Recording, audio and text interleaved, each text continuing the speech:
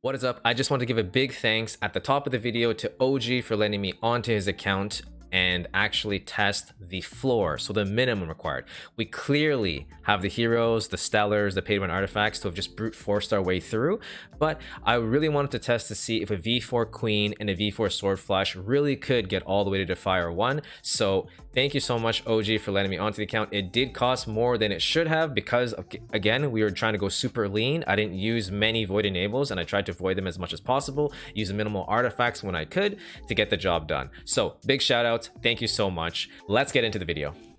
Got that juice, got the shoe. Got that, you got that juice, got the shoe. Got that. What is going on, YouTube? June here, and I'm back again with another Idols Heroes video. Today we're going to be taking a deep dive into the Vanquisher 6/Defier 1 push, however you want to call it. But we're trying to get to that second last checkpoint, which I think a lot of people can get to. And this video is going to try to explain and go through the strategies, the do's and don'ts, what to avoid, what I've learned doing this on several people's accounts in the last couple weeks. So at the top, we're going to give our shout outs. Shout out to Typical and Jay the Great. The two of them were able to make this even possible. They started the whole conversation of, oh, damn, this team is going to work. So we took that, tried to build upon it, tried to tweak, and try to work with the accounts that we had access to and try to see if we can recreate that clear. And the good news is we can.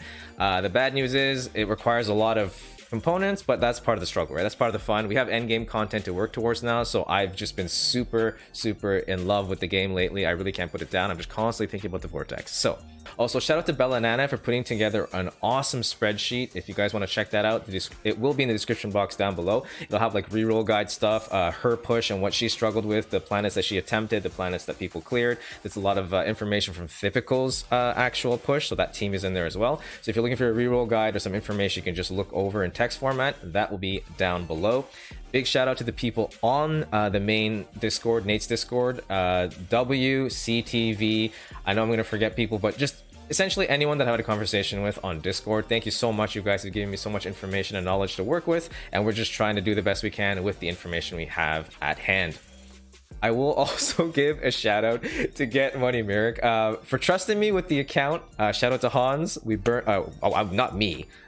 It was Get Money. He burned a lot of his gems. He bought 1,000 boosters and then he ran out of time because he had to do stuff with his kids. I don't know, man. He couldn't finish the run, but I rated him at the perfect time on Twitch, and he's like, dude, we done messed up. And I was like, listen, if you need me to take over, I don't mind streaming this because I'm curious, right, guys? I just want to learn more and tinker and stuff. It was such a great learning experience, so big shout out to those two. It was absolutely amazing. We learned in that run how important Queen is.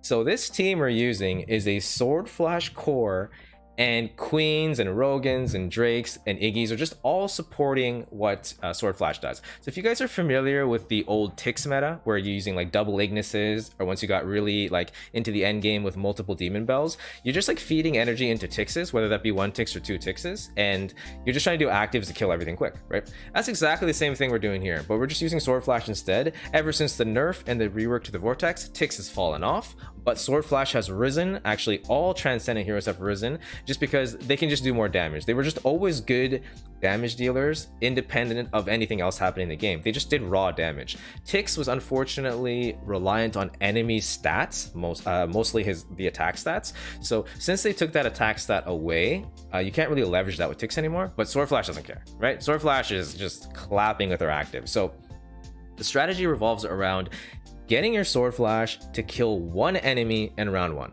That's all you care about. Now, the puzzle to solve is how do you get that to happen all the way from Defier 6 to Defier 1 to get to that checkpoint? So you need to get a little crafty. We found a pretty, I think this is like literally the red line of Sword Flashes, right? You're running 1-3 split on the gear as you see on screen. The Punisher, that's to be expected. That's the best DPS item for her. The stone is Holdy damage, attack. And the purple void enables that you can mess around with is going to be crit rate, holy damage, right? Super typical. But the third one is actually going to be precision. Now you may be thinking, why don't you running crit damage? Like people often run the holy trinity of damage, like crit rate, crit damage, holy damage. Well, you're going to want to run the precision because of the round 1. In round 1, you want to have the most damage possible to kill the lowest HP, because the synergy between Sword Flash and Drake is amazing, right? Drake applies the defense down at the beginning. Most likely your Sword Flash is going to target that enemy with the defense down, and you're trying to kill that target. So you need as much damage as possible. And through all the testing that I've done, it's always been the case that precision is going to outperform damage in round 1 versus the crit damage stone. The crit damage stone, the crit damage substat is only so useful because there is an actual cap, and with a bunch of Rogans on your team, you're actually going to hit that cap because the Rogans provide a lot of crit damage in round 1, and you just don't need the crit damage. So make sure you tune your sword flashes to precision. That is the preferred method of setting up your sword flashes. All right, let's take some look at some of the footage. Really, the strategy is very simple. As you saw there, Queen's going to go with her active. Sword Flash is going to come in, and if you see her there, she's got the little swirl around her, the impeccable swirl. And then once we get to round 2, we're going to be doing an AoE active on all of the enemies, right? And just killing everything, or most things. In this one, we have a tanky Tara and an Ada, so that might not happen. But that's pretty much the strategy. We're just going in, killing things with defense down, and then chaining that into an active round 2, and that's how you get it. Now, this strategy works great. Like, if you have this team and you just go into Defier 6, no problem. Defier 5 and 4, no problems, right? Once you get to 3, it gets a little annoying, and then 2 and 1 is where it just really starts ramping up. Well, the jump from 2 to 1 is actually pretty huge. A substantial increase in difficulty. You have to face these waves where there aren't these team lineups that you can roll for, that you can find like really easy planets to clear. Like, it's not like just one carry and just some random nonsense, right? There's a lot of these low HP targets that you can't get away from, like Heartwatcher and Michelle being 2 good examples. So it gets a lot more tricky. You need to find more damage. And like I mentioned earlier, when I finished the push for Get Money and that Queen, it really taught me that having extra damage on the Queen matters a lot, especially when your sword flash is just tuned like to the max, right? She's redlined for damage. I couldn't find any more damage on her. Short of finding a better star spawn, there's no other way. So that, again, that is a takeaway. If you have good star spawns and you have enough stellars, you can brute force your way through this. So if you are using any team that has more stellars than what I'm using here, you're gonna have an easier time. The more stellars the more stellars and star spawns you have, the less gems it'll cost. There'll be less attempts, so less headaches just overall. So that's something to keep in mind. The best 2 pets you want to use as star spawns are going to be the all damage ones, so the whale pet, the transcendent pet, as well as the assassin pet with maim. I did testing. The maim pet is just better than the holy damage pet. Like, every single time, you just want to choose the assassin pet. So the assassin pet is the one you grab because it just gives a double boost to sword flash, and that's going to give her the most damage output, which just makes this whole situation easier. Now, the general strategy you want to do for like the re-rolling and whatnot is you want to avoid planets like this, where there's 2 carries and there's a Garuda. And it's because round 2, it's really hard to avoid this feather. That feather that just came in is really hard to avoid. You can get lucky and have it so it doesn't kill you, only procs on bending or whatnot, but it's really, really tough for you to clear these planets that are 2 carries and 1 Garuda, because you will often get baited like this as the carries keep popping back up, and eventually the Garuda will rebuild the feathers, and as you saw there, you're just gonna die. So earlier Defier though, you can definitely test around like I was doing there. You can kind of mess around and just go, okay, maybe I want to see what it looks like. Maybe there is a chance. I'm not gonna say it's impossible, because lower level Defier is a lot easier. They have far less HP, they're not hitting as hard, and you can kill stuff a lot easier. So it's worth testing. But honestly, if you just find planets without Garuda, that's gonna just be like your best case scenario, because you're often dealing with like 1 or 2 carries and just some other nonsense, and you will have an easier time because there isn't much pressure after you kill 1 or 2 of carries. Like, there's no feathers coming in, there's no big burst damage. So this is obviously probably going to be easy. We're just clearing it like just a 1 tap, right? So this team does very well again. 6-5-4 Defier. 3, it can be easy / medium difficulty, and then 2 and 1 is where it just starts really ramping up. If you notice, when you're running 2 Splendid Demon Bells, 2 things have to happen at the beginning.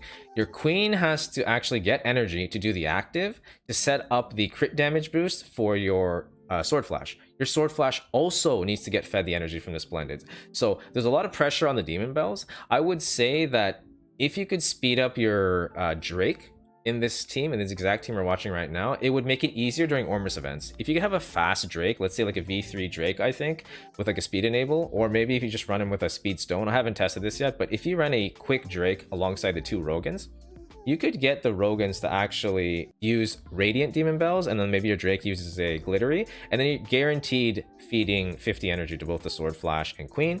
And that's usually where the RNG, like the first layer of RNG, you just need to get both those heroes to do actives.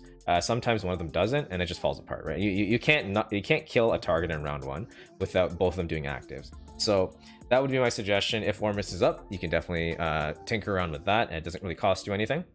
All right, so let's wrap up this video with things that I'm currently testing and what would I change, if anything, to make these runs easier. I'm currently testing a Bell Rain build on my own account.